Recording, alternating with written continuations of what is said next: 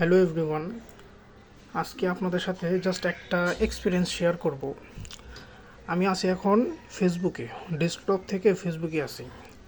So আমি একটা জিনিস দেখতে পারলাম, সেই জিনিসটা দেখে আমি আমার মনোযোগটা ওটার ভিতরেই গেঁথে গেছে।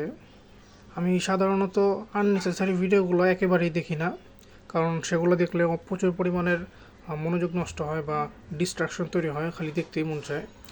সো ইউটিউবটা এই ফেসবুকে স্ক্রল করতে করতে একটা ভিডিও দেখতে পেলাম। এই ভিডিওটা একটা সিংহ একজন মানুষকে কামড় দিয়ে ধরেছে খাঁচার ভিতর থেকে।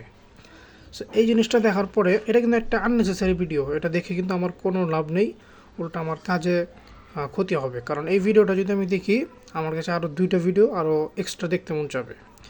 সো এই যে একটা ভিডিও, এটা কিন্তু নর্মালি এক টাইপের কন্টেন্ট বলা যেতে পারে।